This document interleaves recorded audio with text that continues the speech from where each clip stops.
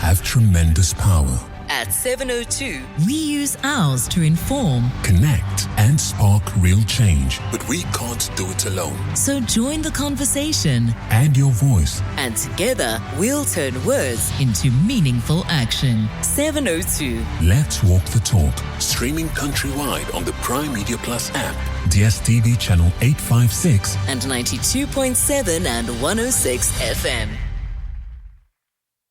702. World of Work. So today on our World of Work feature, we're talking about this trend that seems to be emerging. It's called quiet firing. We've spoken about quiet quitting before. Today we're telling you about quiet firing. There are a lot of companies that are downsizing or are restructuring due to maybe the change in the global economy dynamics.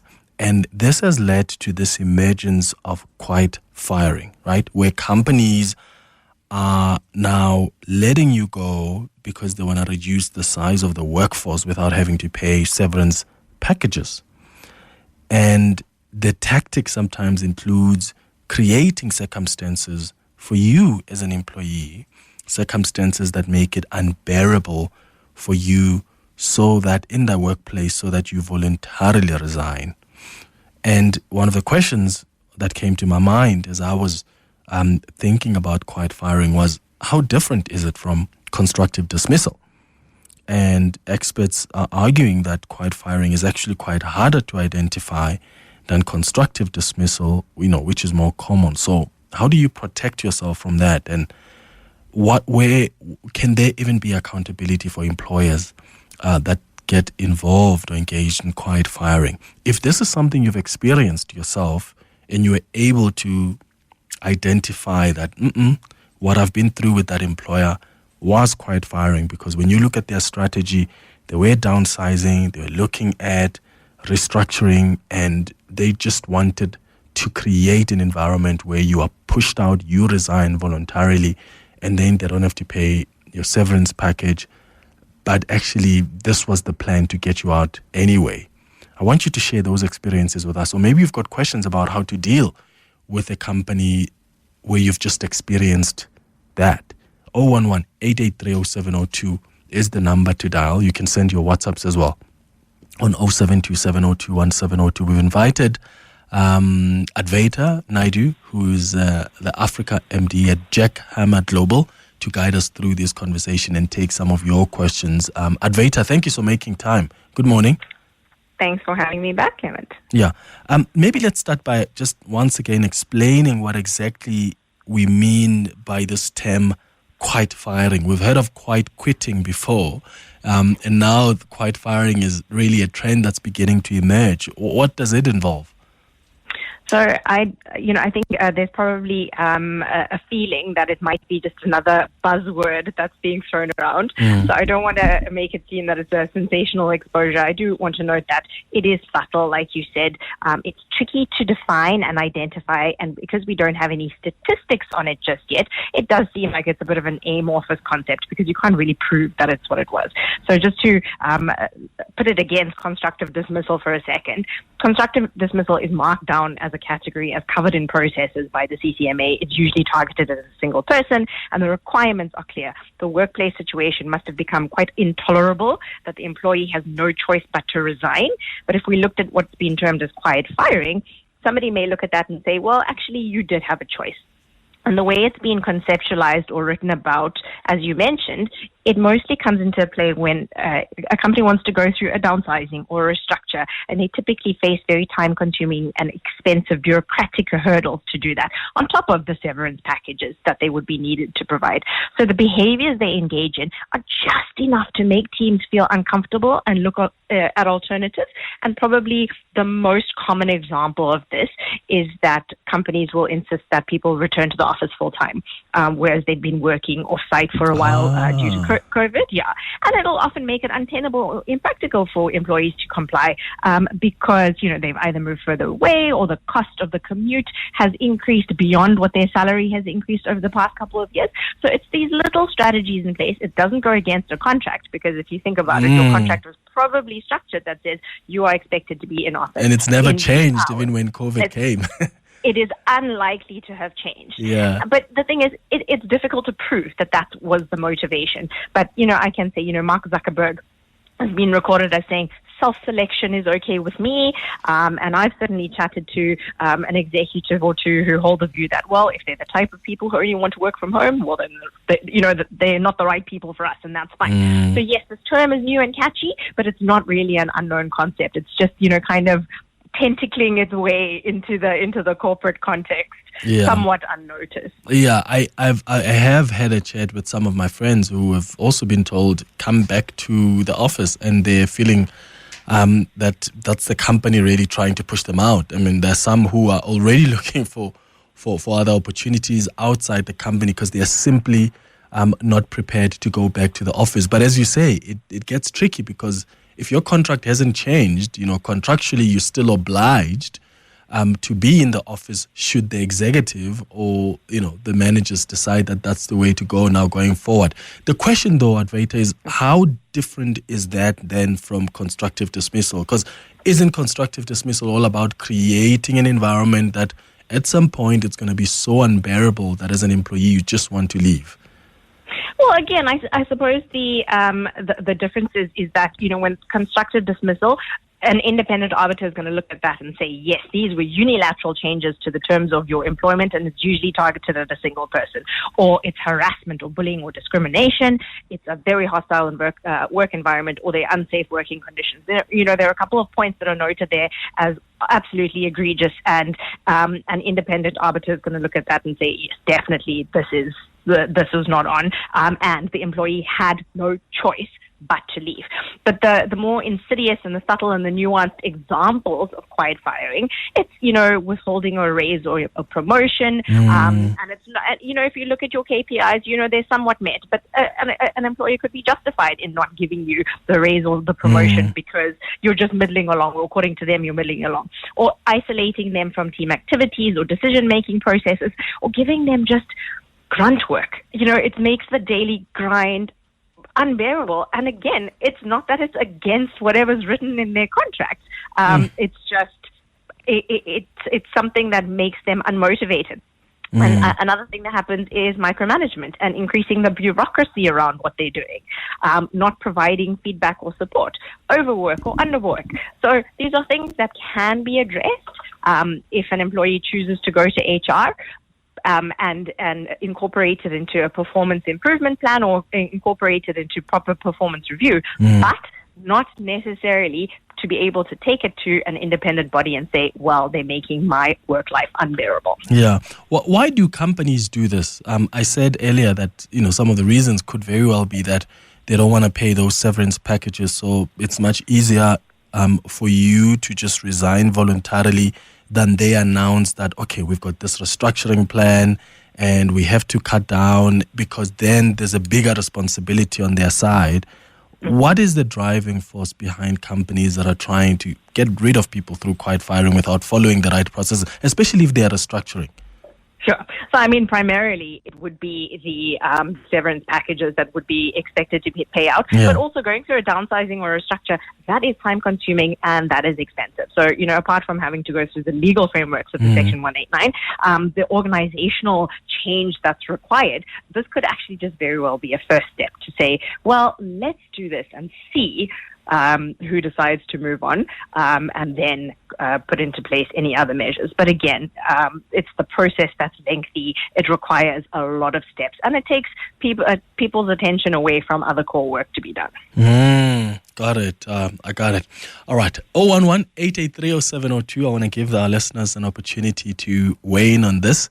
Maybe this is something that you have experienced in your company. You realize that maybe they were telling you to come back to the office, even when it wasn't just making sense, because you're still quite equally productive at home, or maybe you had moved, the circumstances were different for you, but they didn't want to understand that, even though that didn't really impact on your delivery.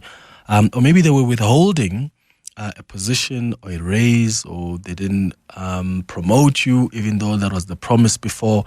And you realize much later on that, this company was actually trying to downsize, or they were trying to restructure, but they were creating this environment so that I voluntarily resigned without being honest about what the company's positioning is and where the company is headed. What have been your experiences about this? 011-883-0702. I've got WhatsApps as well coming through on 072-702-1702.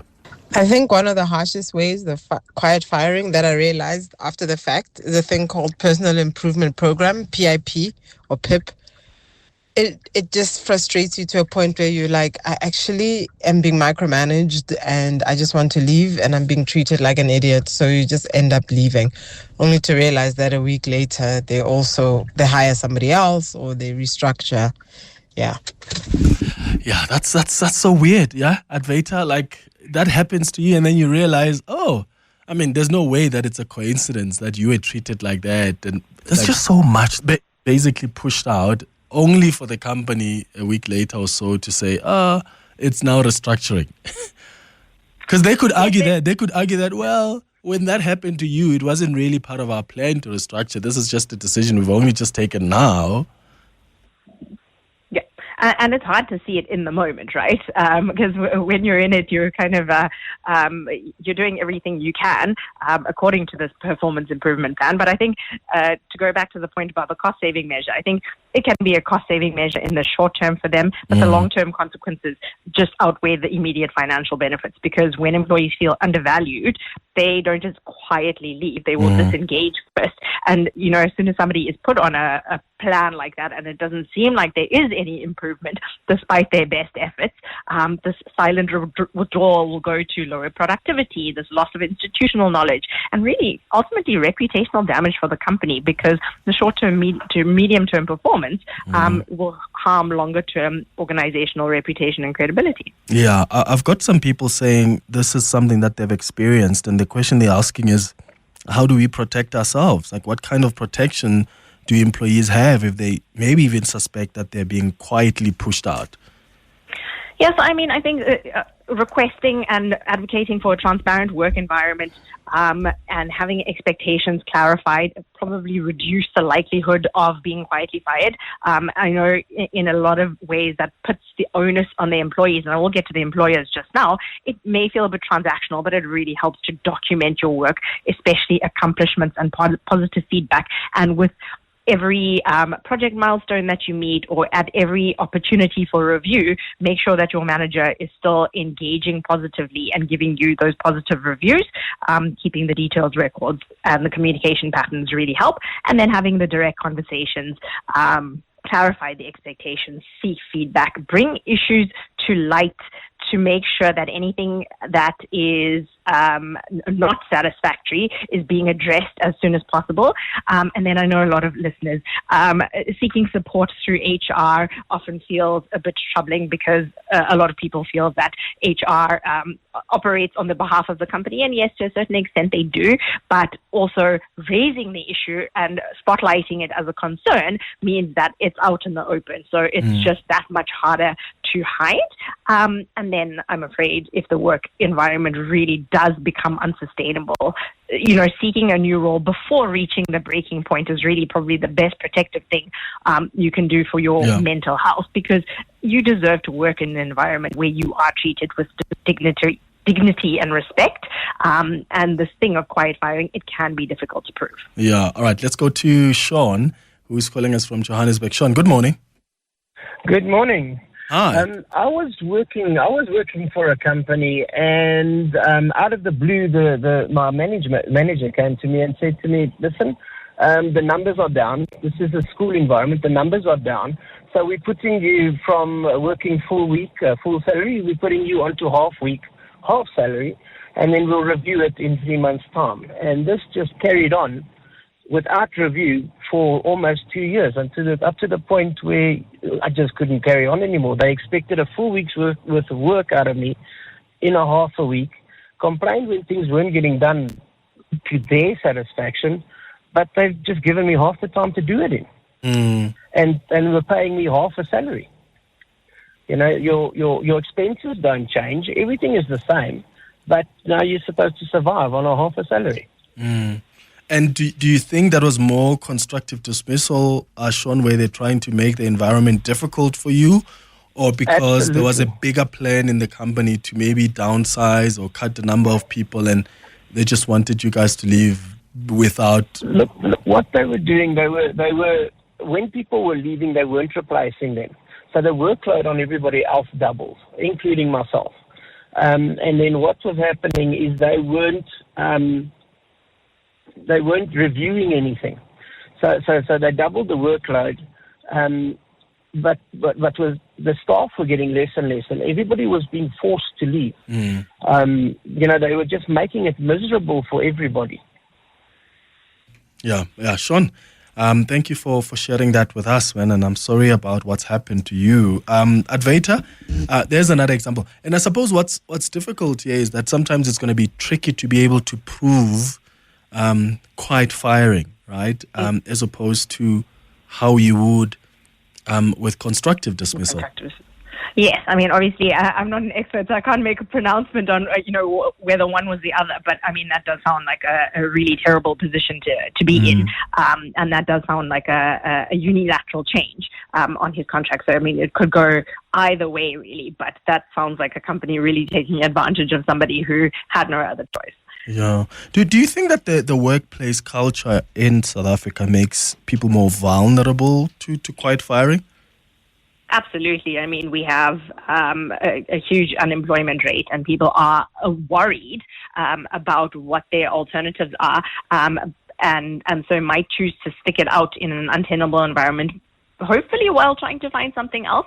But employers also need to realize that, unless they go and put the proper steps in place, anyone who is being quietly fired, again, as I said, is going to be disengaged. So, I mean, they need to really balance out what's important, having a disengaged workforce or, retrenching people in the proper and appropriate manner and allowing them the opportunity to go and find something else. Okay, and some advice for employers who may find themselves doing this because they thought, it's much easier for us to do, and they're maybe not even aware of the consequences it has. So, I mean, apart from the legal and ethical responsibility to create and maintain a safe working environment based on fair conditions, I mean, anyone who employs someone has that responsibility. But I think there's also a bigger concern about learning to lead better. In some instances, managers just don't know how to manage diverse teams. That means multi-generational, people who are in different phases of life, men and women, cultural diversity, neurodiversity, and, as well as managing remote teams or people who work asynchronously. And a lot of leaders theoretically know what it means, but don't necessarily put guardrails or strategies in place to handle these. And so when it comes to unintentionally engaging in quiet firing, before we get to the ethical problems of them doing it on purpose, I think a lot of managers are just ill-equipped to lead these days. And, quiet firing could very well happen with creating a disengaged workforce because you have disengaged leaders. Let me just wrap up with these messages that have come through. Hi, Clement. Certain management is just not decent. They will not pick... they will nitpick at everything, even your breathing rate, micromanaging adults to frustrate you to leave. Corporate is not for the faint-hearted. Another one says, Clement, a friend of mine was told the company he's working for was downsizing, and as a result, they were being let go, only to find out no one else in her department was told that. And she was also told this through the WhatsApp group, which is really, really, really quite questionable. Advaita Naidoo, Africa MD at Jack Hammer Global, thank you for guiding us through this conversation. Words have tremendous power. At 7:02, we use ours to inform, Connect and spark real change. But we can't do it alone. So join the conversation. Add your voice. And together, we'll turn words into meaningful action. 7:02. Let's walk the talk. Streaming countrywide on the Prime Media Plus app, DSTV channel 856 and 92.7 and 106 FM.